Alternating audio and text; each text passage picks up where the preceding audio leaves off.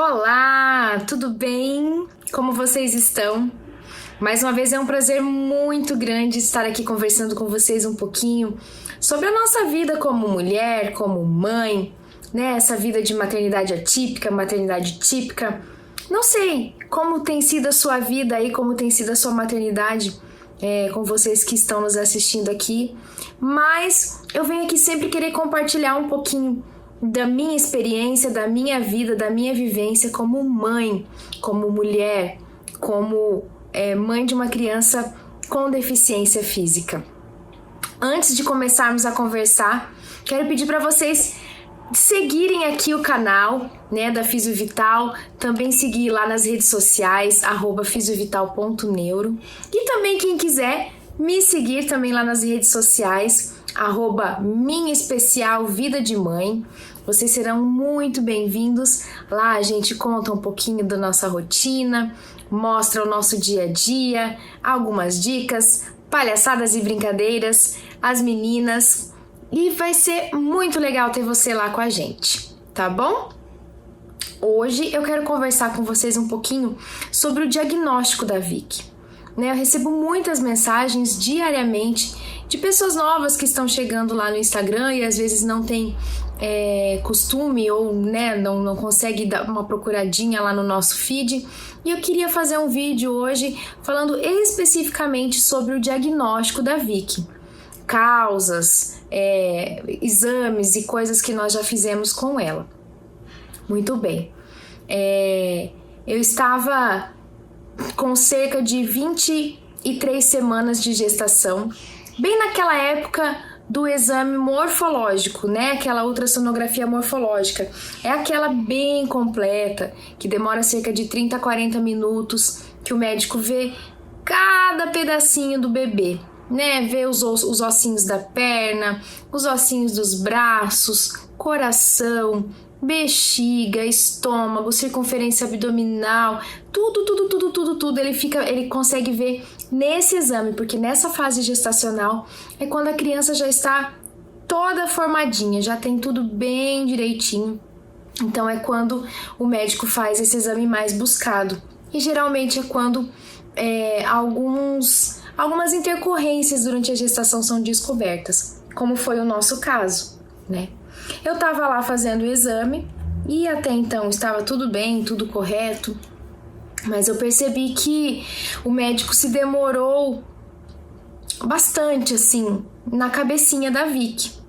E ele pedia para eu virar para um lado, ia lá, mexia, pedia para eu virar para o outro, ia lá e mexia, tirava muitas imagens, muitas fotos da cabecinha da Vicky. Só que eu achei que aquilo era normal, eu nunca tinha feito um exame morfológico, então ele estava examinando a Vicky, estava fazendo o papel dele. E aí ele falou assim, olha, eu preciso que você retorne daqui 7 dias porque a bebê não tá numa posição legal e eu não consegui ver direitinho a cabeça dela. Então, se você puder voltar aqui na semana que vem, a gente refaz o exame. E eu sabia que isso podia acontecer, porque se o bebê não tá numa posição favorável e fica alguma parte do corpinho, algum órgão que o médico não consegue ver, ele pede para que a mãe retorne. Até aí tudo bem. Quando a gente estava chegando na recepção, uma das secretárias dele veio meio esbaforida assim, correndo atrás de mim e falou, Thalita, você pode voltar lá no consultório? O doutor quer te examinar de novo. Eu falei, posso? Eu falei, às vezes ele lembrou que eu não sou de Maringá, né?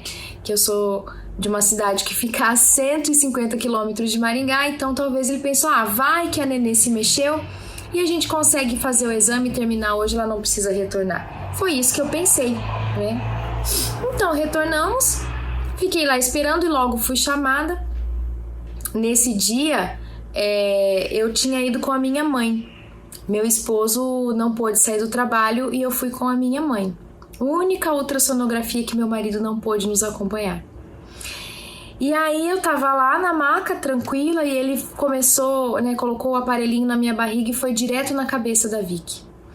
E da mesma forma, mexeu pra lá, mexeu pra cá, mexeu pra lá, mexeu pra cá. De repente ele tira o aparelho da minha barriga, encosta na poltrona dele e faz a seguinte pergunta: Mãe, por acaso você sofreu algum trauma, sofreu algum acidente, tomou alguma pancada na barriga? Eu assustei com a pergunta. Falei, não, nada. Ele falou, então, a imagem que eu estou vendo na cabeça da sua bebê é uma imagem que eu não costumo ver. Isso pode ser uma hemorragia cerebral, isso pode ser uma má formação. E a minha cabeça, assim, nessa hora, parece que eu parei de pensar. Parece que o mundo todo estava desabando na minha cabeça.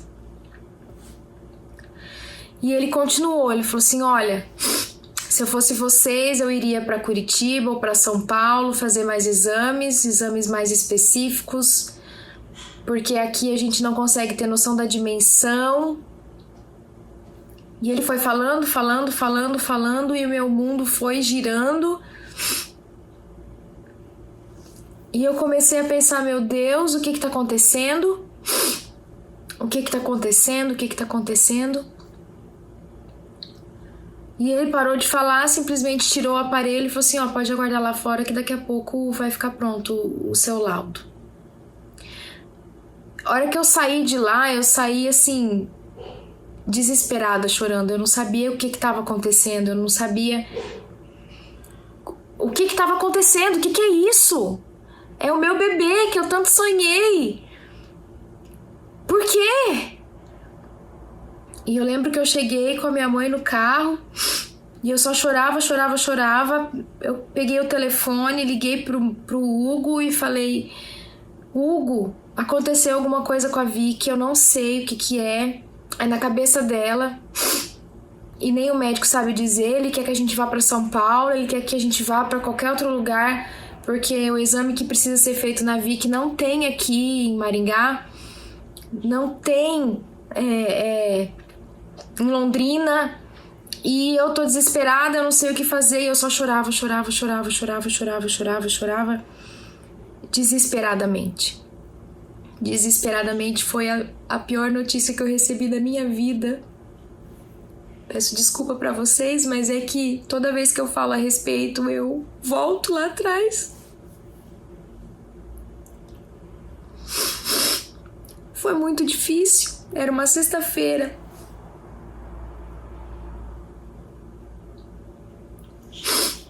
Dia 26 de outubro de 2018.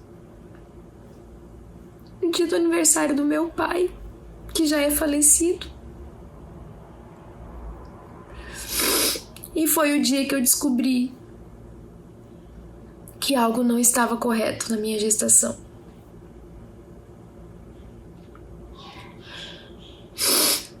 Foi o pior final de semana da minha vida. Eu chorei o tempo todo eu chorei, questionando a Deus, perguntando por quê.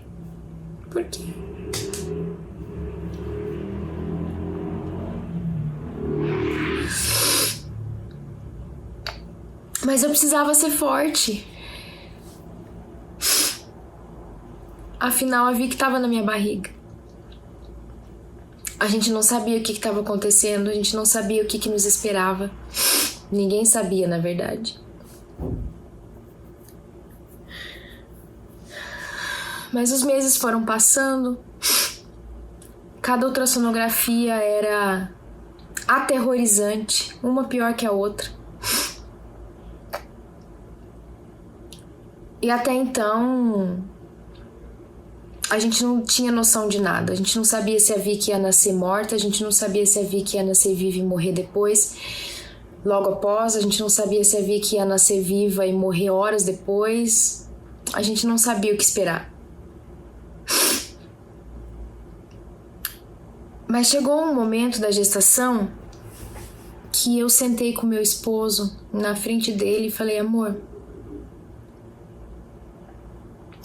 independente de como a Vicky vier, independente do que acontecer daqui pra frente,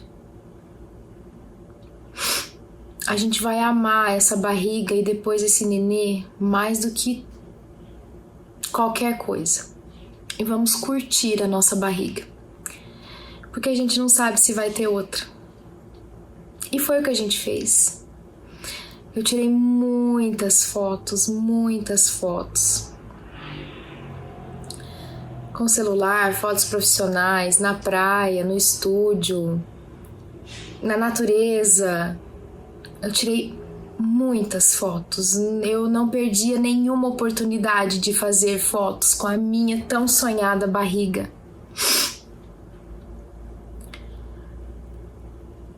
Mas nas últimas ultrassonografias, a gente começou a perceber que a cabecinha dela não estava mais acompanhando o crescimento do restinho do corpo dela, né? As perninhas, né? O fêmur, que geralmente é medido, já estava compatível com as semanas que eu me encontrava, porém a cabecinha sempre estava ali 4 a 5 semanas para trás. Isso começou a ser perceptível lá pela 32ª semana. E começou a vir a suspeita da microcefalia. Mas eu sou uma pessoa que não tem uma cabeça muito grande, então a gente ainda tinha aquela esperança, talvez seja um bebê com cabeça pequena. A gente se agarrava a essa esperança, mas ao mesmo tempo buscando forças para enfrentar o que fosse preciso por ela. A gente teve que interromper a gestação antes do previsto. Eu sonhava com um parto normal, mas a minha placenta madurou muito rápido. Então, não estava passando mais nutrientes suficientes para a Vicky. Então, com 38 semanas, no dia que eu completei 38 semanas, que foi no dia 6 de fevereiro de 2019, nós fizemos a cesárea. Meu aniversário é dia 5 de fevereiro. É na véspera do nascimento da Vicky. E esse foi o pior aniversário da minha vida. Por mais que eu soubesse que no outro dia eu receberia o maior presente de Deus, eu estava apavorada. Eu chorei muito. Porque na minha cabeça, a Vicky estando na minha barriga, ela estava protegida. Ela estava ali comigo, eu tinha as coisas sob controle.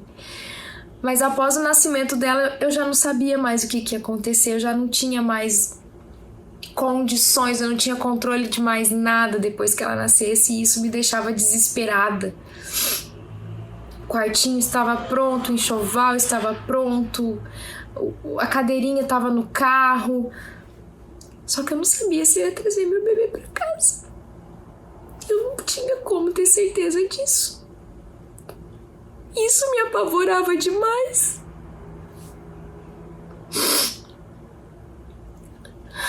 Na madrugada do dia 6, a gente foi pro hospital. Eu me internei. Meu marido comigo o tempo todo. E às 8h30 da manhã, a Vicky nasceu. E aí foi comprovado que era microcefalia.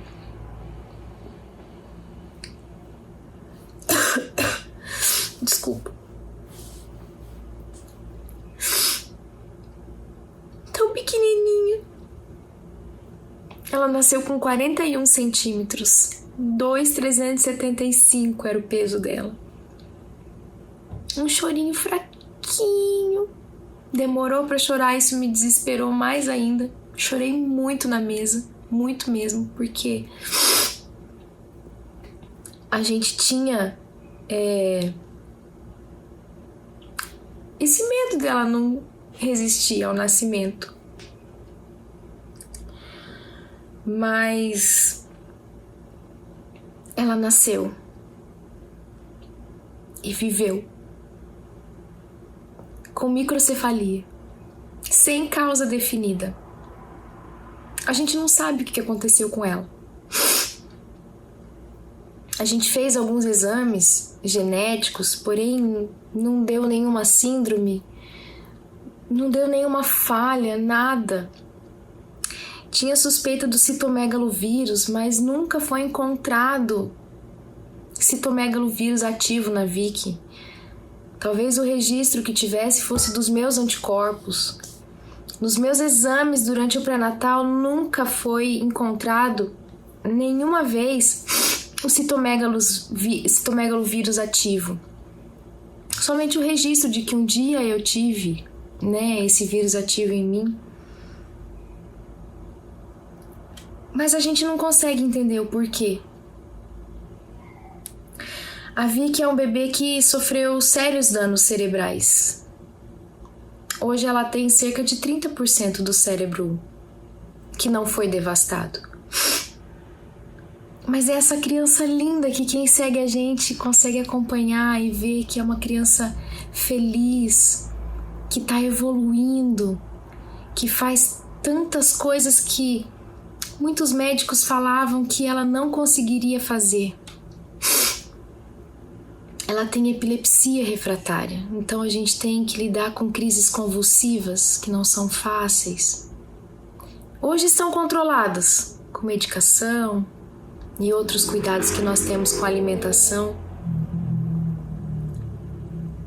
Mas sabe, eu contando essa história aqui pra vocês e já com o olho todo vermelho aqui de me emocionar, eu queria falar uma coisa pra vocês que mudou muito a minha perspectiva vivendo a maternidade atípica. Naquele final de semana que eu descobri que algo diferente do esperado estava acontecendo com a Vicky, eu fiquei o final de semana todo perguntando: por que comigo, Senhor? Por que comigo? Por que com a gente? Por que com a Vicky? O Senhor sabe o quanto nós sonhamos com essa criança, o Senhor sabe o quanto nós desejamos essa criança. Por quê? E eu senti naquele momento o silêncio de Deus. Eu não ouvia nada, eu não tinha resposta nenhuma e aquilo me deixava mais desesperada ainda. Mas um dia, quando eu falava com Deus, me veio a seguinte frase: por que não eu? Por que não comigo? O que eu tenho de especial que outra mãe, outra família não tenha para acontecer com eles? Talvez você, mãe atípica que está me assistindo agora, questione a Deus. Eu sei que é difícil. É difícil a gente aceitar. É muito difícil. Ninguém sonha. Ninguém sonha com uma maternidade atípica. Ninguém sonha com o seu filho tendo limitações. Todo mundo quer uma criança em plenas condições de fazer qualquer coisa. Esse é o sonho de todos nós, mamães e papais. Mas talvez você aí que está me assistindo também tenha esse mesmo questionamento. E o que eu tenho a falar para você é: tudo tem um propósito. Tudo tem um motivo para acontecer. Só Deus sabe. Cabe a nós aceitarmos, amarmos e sermos o melhor para esses anjos. E eu sei que você é a melhor mãe para o seu filho. Eu sei que você dá o seu melhor para ele. E eu sei que você sofre, tem medo, mas lá no fundo você também sabe disso. Esse é o recado que eu queria dar para vocês. Amem seus filhos. Deem o seu melhor por eles sempre. Não importa o diagnóstico. Não importa se é paralisia cerebral, se é alguma síndrome rara, se é uma microcefalia, como é o caso da Vicky, se tem epilepsia, se não tem. Ame seu filho, dê o seu melhor. E busque forças em Deus, que Ele vai te ajudar. Um beijo para vocês. Não esqueçam de nos seguir nas redes. E até a próxima. Tchau, tchau.